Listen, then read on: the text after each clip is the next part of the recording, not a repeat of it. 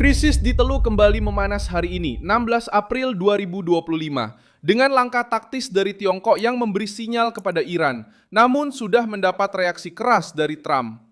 Presiden Trump menaikkan nada bicaranya, mengatakan bahwa dia akan membuka Selat Hormuz secara permanen dan menyatakan bahwa Tiongkok akan senang dengan hal itu. Hal yang sudah dikonfirmasi sampai saat ini bukanlah adanya percakapan telepon publik antara Trump dan Xi, melainkan pertukaran surat yang dilaporkan oleh Trump, di mana dia mengatakan telah meminta Xi Jinping untuk tidak mengirimkan senjata ke Iran. Namun, sudah banyak laporan yang menyebutkan bahwa Tiongkok memberikan intelijen melalui satelit kepada Iran untuk menyerang kapal-kapal Amerika di Hormuz. Bagi Washington, pesannya jelas. Misi Amerika adalah mengeluarkan perdagangan global dari ancaman pemerasan Iran. Namun Tiongkok sebagai sekutu Iran tampaknya tidak terlalu senang dengan konflik ini. Lalu, apa yang sebenarnya terjadi? Setelah negosiasi antara Amerika Serikat dan Iran di Islamabad gagal, pemerintahan Trump memerintahkan dimulainya blokade laut terhadap pelabuhan-pelabuhan Iran. Di mana hal ini terjadi? Di Teluk Persia, Teluk Oman, dan sekitar Selat Hormuz. Bagaimana hal ini dilakukan? Dengan lebih dari 10.000 personel militer Amerika, lebih dari selusin kapal perang, dan puluhan pesawat tempur. Menurut Reuters, pada saat-saat awal operasi, 6 kapal dagang mematuhi perintah untuk kembali. Dan Komando Amerika sendiri kemudian melaporkan bahwa 10 kapal dipaksa untuk mundur. Ini menunjukkan bahwa Amerika Serikat tidak lagi hanya mengancam, tetapi benar-benar mulai bertindak untuk mematahkan blokade Iran terhadap pelayaran. Siapa yang berada di pusat semua ini? Di satu sisi, Donald Trump, komando militer Amerika Serikat, dan tekanan ekonomi dari Washington. Di sisi lain, rezim Iran, Garda Revolusi, dan Tiongkok yang tetap menjadi bagian penting untuk menjaga Teheran tetap bertahan. Reuters sendiri melaporkan bahwa sebelum perang, Tiongkok membeli lebih dari 80% minyak yang diekspor Iran melalui jalur laut.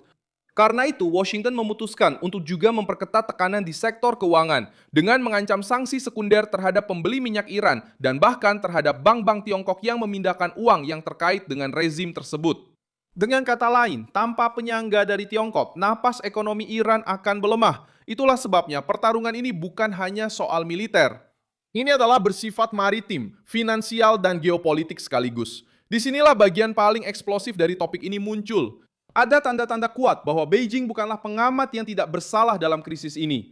Reuters melaporkan pada 11 April bahwa intelijen Amerika menunjukkan bahwa Tiongkok sedang bersiap untuk mengirimkan sistem pertahanan udara baru ke Iran, kemungkinan melalui pihak ketiga untuk menyembunyikan asal pengiriman tersebut. Dan pada tanggal 15, laporan lain dari Reuters mengungkapkan bahwa Iran diduga menggunakan satelit mata-mata Tiongkok untuk membantu memantau pangkalan Amerika di Timur Tengah selama perang ini.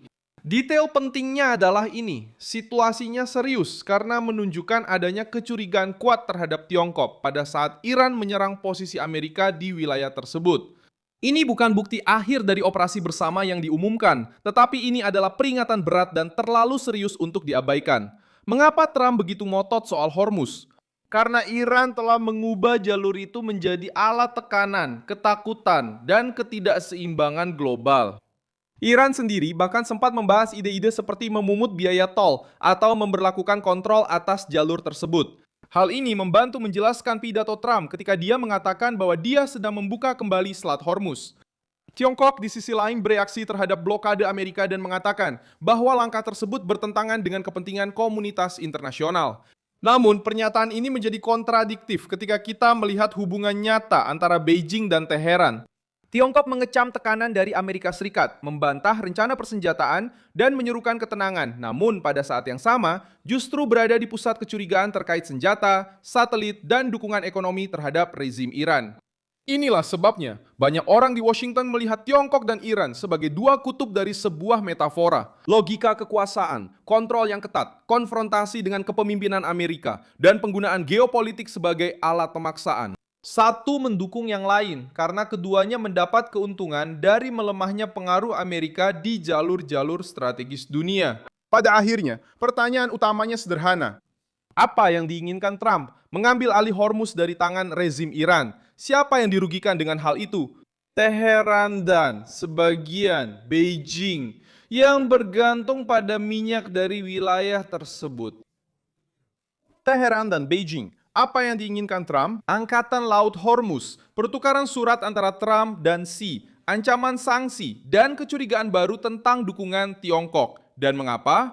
Karena Washington memutuskan untuk menunjukkan bahwa mereka tidak lagi menerima bahwa sebuah kediktatoran regional yang didukung atau dilindungi oleh kekuatan otoriter lain terus mengancam perdagangan dunia. Trump menampilkan dirinya sebagai sosok yang ingin membebaskan jalur tersebut.